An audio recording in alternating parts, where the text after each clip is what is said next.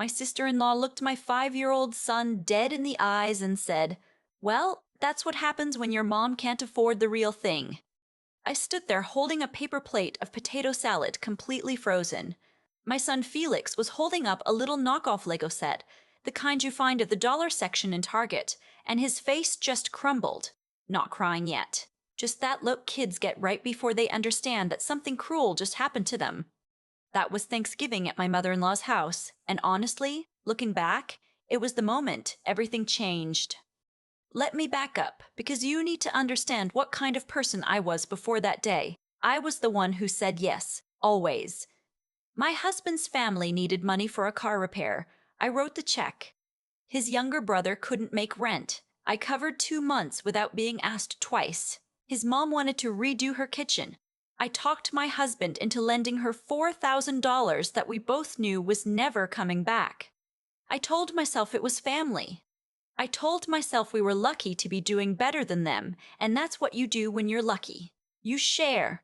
My husband, Reed, is the oldest of 3. His brother Donovan is 31, works part-time at a sporting goods store, and has 4 kids with his wife Amber. I say that not to judge. Life is complicated, and I know that.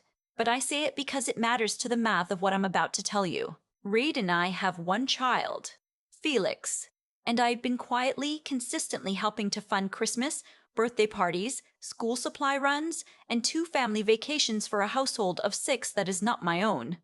I work as a project manager for a mid-sized logistics company.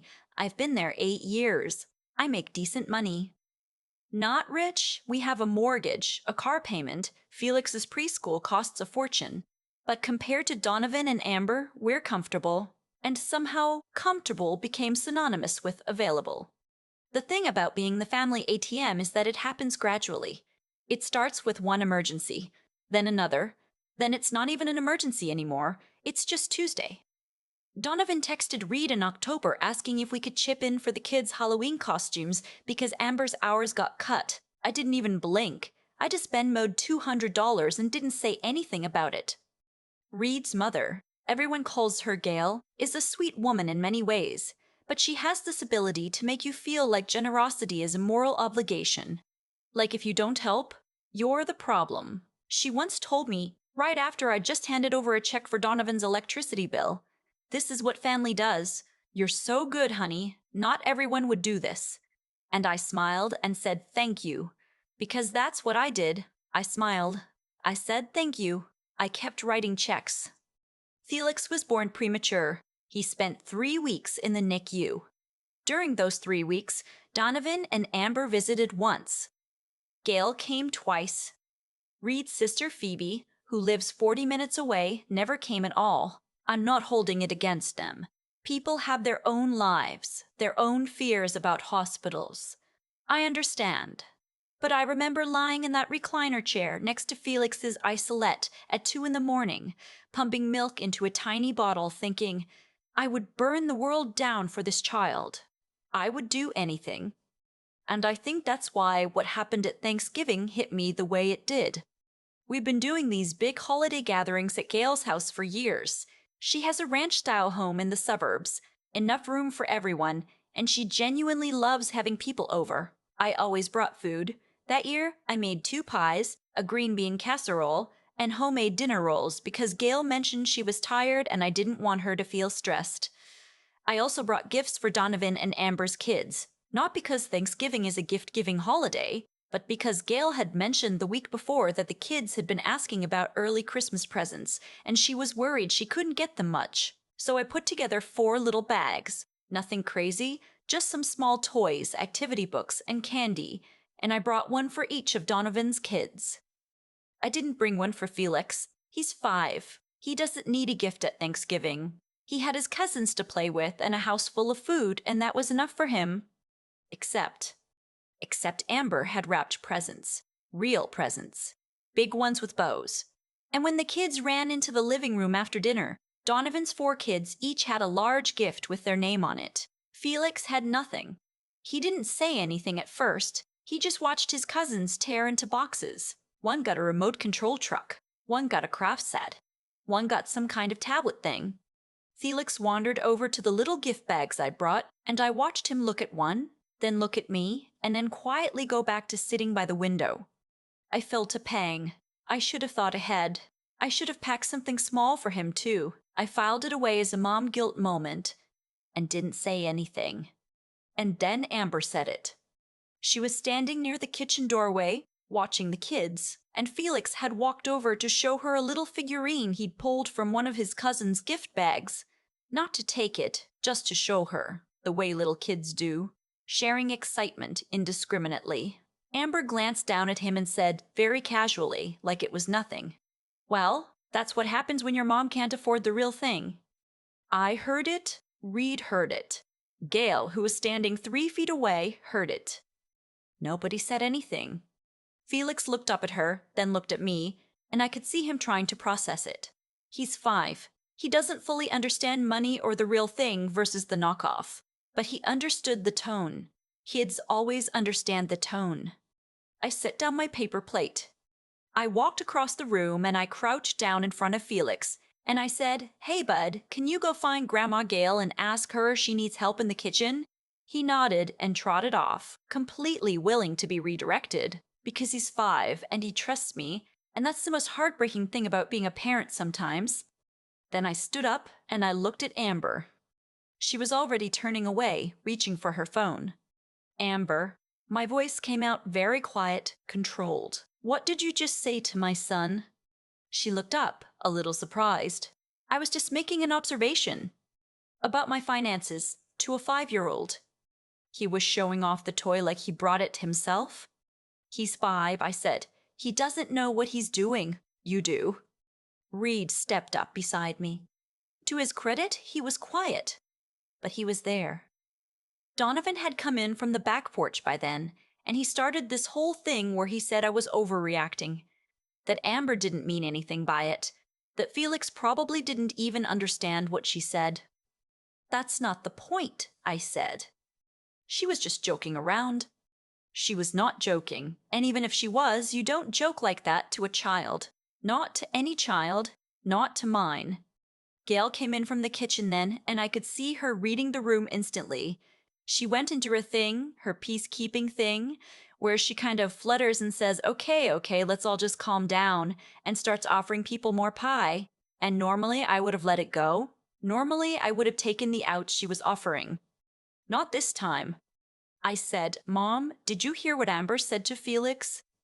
Gail looked uncomfortable. "Honey, I think she just..." "Did you hear it?" Silence. "Okay," I said. "Okay." I went and got Felix from the kitchen. I told him to put his shoes on. He asked if we were leaving, and I said yes, we're going to get some ice cream. His face lit up immediately. Bless him, because 5-year-olds can be redirected with ice cream, and I am not above using that. Reed followed me to the front hallway, and I could hear Donovan and Amber in the other room, and Donovan was saying something low and annoyed, and Amber was saying, "I barely said anything." That phrase, "I barely said anything," like the smallness of a cruelty makes it not count. We drove home mostly quiet. Felix fell asleep in the car. Reed reached over and put his hand on mine and didn't say anything, and I looked out the window and I was thinking, very clearly, very calmly, this is done. Not the marriage, not the family, but this particular arrangement we'd all been living in. This quiet understanding that I would give and give and give and give grateful to do it. That was done. I waited a week. I wanted to be calm. I wanted to make decisions from a clear head and not from the shaky electric feeling I had walking out of Gail's house that night. Then I sat down and I looked at our finances. Really looked at them. I pulled up 2 years of bank statements and I started adding things up. The money we'd sent Donovan and Amber, the check to Gail for the kitchen, the time I paid for 4 of their kids' summer camp registrations because Amber texted me saying they couldn't swing it, and I just said yes. The birthday parties I'd bankrolled. The emergency expenses. $31,000. Over 2 years, give or take. I sat with that number for a long time. I showed Reed. He went very still. "I didn't realize it was that much," he said. "I know, neither did I when I was doing it piece by piece." He was quiet for a moment, Then he said, "What do you want to do?" I loved him for asking me that, not telling me, asking. "I want to stop," I said. Not out of anger, just I want to stop. He nodded. "Okay." And I want to say something to Amber, not a fight. Just I need her to know that what she said wasn't okay. He nodded again. "I'll back you up." We called Donovan and Amber the following Sunday. Video call, so there was nowhere to hide. I thought about what I wanted to say and I kept it short. I told Amber that what she'd said to Felix at Thanksgiving had been unkind, and that I needed her to understand that. I told her it wasn't about the toy or the money. It was about talking to a 5-year-old that way. I told her I expected an apology. Amber went into this whole thing. She said she'd been joking. She said Felix didn't understand anyway. She said I was being sensitive. She said I'd made the whole holiday awkward by walking out. She said, and this one was special, that I had always made her feel judged for not making as much money as us, and that maybe I needed to look at how I made other people feel before I came at her about one comment. I let her finish. Then I said, "I'm going to give you a moment to think about whether that's really the apology you want to go with." She said she had nothing to apologize for. Donovan jumped in and said, "Reed and I were always like this, always acting like we were better than them, and that we could afford to be generous because we were lucky, and luck didn't make us better people." I said, "You're right, that luck doesn't make us better people. But it also doesn't make us obligated to keep funding your life when you talk to my son that way." Donovan got very quiet. "What does that mean?" he said. "It means we're going to keep that money in our own household going forward. We've never asked you for anything." "Donovan," I said his name the way you say someone's name when you need them to stop talking. "I have $31,000 in records. Do you want me to go line item by line item?" More quiet. Amber said, "Are you seriously doing this over a comment?" "I'm doing this," I said, "because I should have done it a long time ago. The comment just helped me see clearly." We ended the call shortly after. I thought Gail would call within the hour. She called in 40 minutes. She said she understood I was upset, but that family was family and we had to find a way to move forward, and that Donovan and Amber were struggling and they needed us, and that she hoped I wasn't going to let one moment ruin everything. I asked her if she had anything to say about what Amber had said to Felix. She sighed. "Honey, you know Amber. She doesn't always think before she speaks. And Felix doesn't always understand what people mean, but he understood that one." Gail went quiet. "I'm not ruining anything," I told her. "I'm just not writing any more checks. Those two things are not the same." She said she needed time to think. I said that was fine. Christmas came. For the first time in 4 years, Reed and I did not contribute to Gail's holiday budget. We did not buy gifts for Donovan's 4 kids beyond a small, reasonable present each, the same amount we'd spend on any child we didn't see regularly. We did not cover the food or the decorations or the extra expenses Gail always mentioned in the weeks leading up to December. I felt guilty about the kids, honestly. They didn't do anything wrong, but I also knew that if I kept funding their lives, Donovan and Amber would never have to reckon with the fact that they were living well beyond what they earned. What I heard through Reed after Christmas was that it had been noticeably different.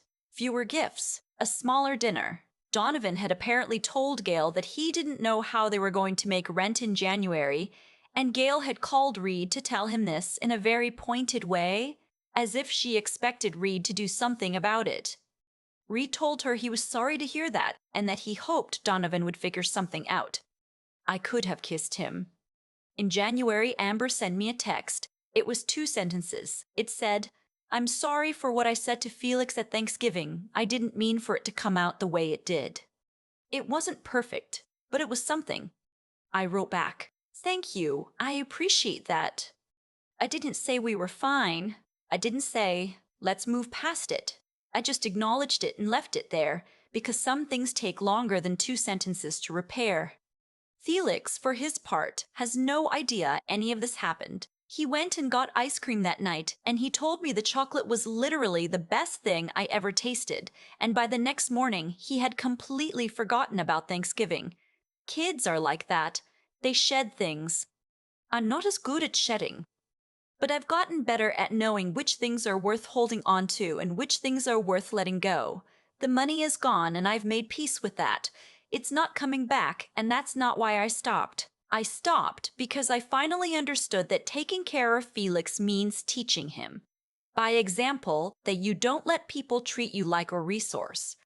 You don't smile and hand over checks to people who look at your child and see a punchline. He deserves better than that. And honestly, so do I.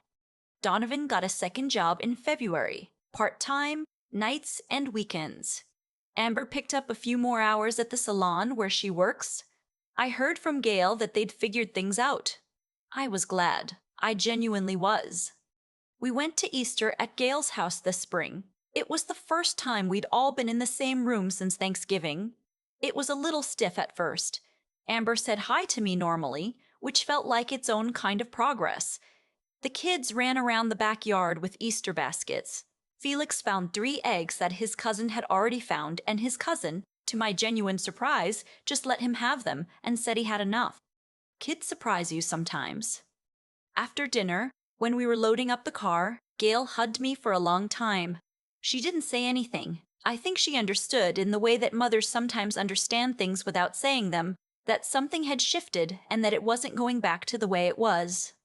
I hugged her back.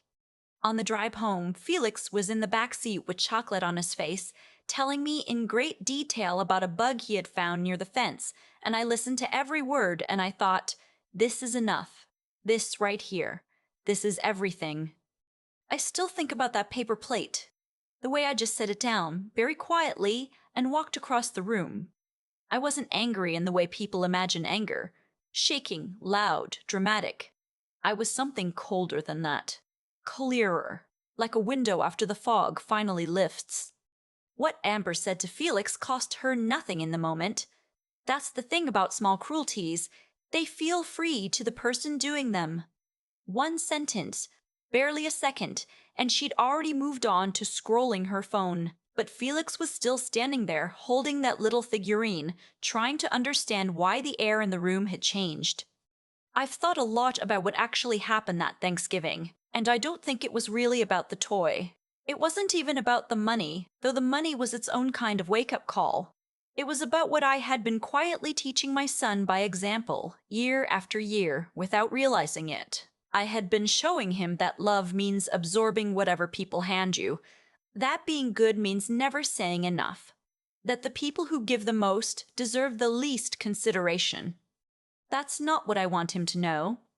There's a version of me that walks out of that house and cries the whole drive home and forgives everyone by Tuesday because keeping the peace feels like the right thing to do. I've been that version of myself many times before. But something shifted that night. Something I can only describe as a decision I made in my chest before my brain caught up with it. I was going to stop letting the people I loved treat me like a resource and call it family. Doing the right thing, I've learned, is not always the same as doing the easy thing. Writing those checks felt like virtue. It felt generous and warm and like I was the kind of person I wanted to be. But virtue without discernment isn't really virtue. It's just a way of avoiding the harder conversation. Real integrity means knowing when generosity has become a way of buying your own invisibility and having the courage to stop. And the courage part, that's the part nobody tells you about. It didn't feel brave to end that video call with Donovan and Amber. It felt lonely. It felt like I was breaking something. My mother-in-law called within the hour, and I sat with the phone in my hand for a long minute before I picked up, because I knew what she was going to say, and I knew it was going to pull at something in me. It did. But I had made a decision from a clear place, and I held it. That's the part I want Felix to carry with him. Not the conflict, not the money, just the image of his mom setting down that plate, walking calmly across the room and choosing him. You don't protect people you love by staying small. You protect them by being willing to take up space, say the hard thing, and live by it afterward. Not just in the heat of the moment, but every quiet Sunday that follows. That's the part that takes the most out of you, and the most from you. And it's the only part that actually matters. Felix doesn't remember Thanksgiving. He remembers the ice cream. I remember all of it, and I'm glad I do.